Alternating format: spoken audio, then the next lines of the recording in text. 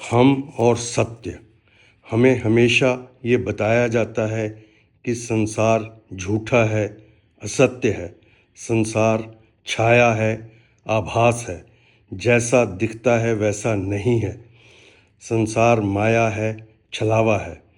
संसार अगर असत्य है तो सत्य कहाँ है, कैसा है? फिर बताया गया कि सत्य तुम्हारे अंदर ही है। अंदर झांको, गहराइयों में डूब जाओ, सत्य मिलेगा। सत्य मौन में है, चुप रहो। सत्य एकांत में है, बंद कमरे में ध्यान लगाओ। सत्य की खोज में शून्य में प्रवेश करो। तुम ही ब्रह्म हो और आत्मा ही ईश्वर है। पर ये सब कैसे करें? अंदर गहराइयों में जाएं तो चिंता ही चिंता है।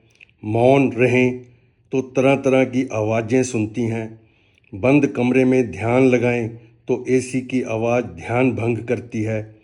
शून्य में प्रवेश कैसे करें? गुना भाग ही चलता रहता है। अगर हम ब्रह्म हैं तो फिर सब ठीक ही है। मेरे विचार से ये सब कुछ नहीं है। संसार हमारे बिल्कुल सामने है। हम मनुष्य हैं। मनुष्य क्या है? जीवात्मा को शरीरों में बांधा गया और मनुष्य बनाया गया। बंधा हुआ मनुष्य ही जीवात्मा है। मनुष्य को संसार में भेजा गया है ये आदेश देकर कि जाओ और कर्म करो। कर्म ऐसे करो कि बंधन टूट जाएं।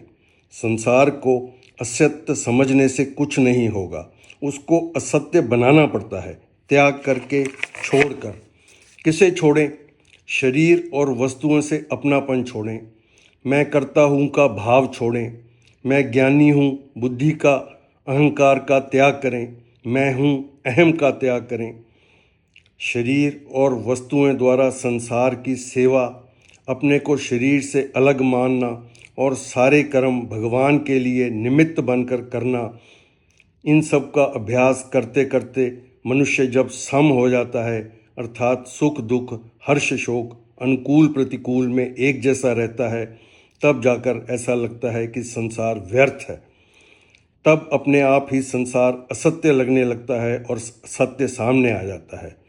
कहीं गहराइयों में, एकांत में और शून्य में जाने की आवश्यकता नहीं है। आम जन के लिए यह संसार सत्य ही है। केवल महात्मा और परमात्मा को छोड़कर धोखा ना खाएं। धन्यवाद।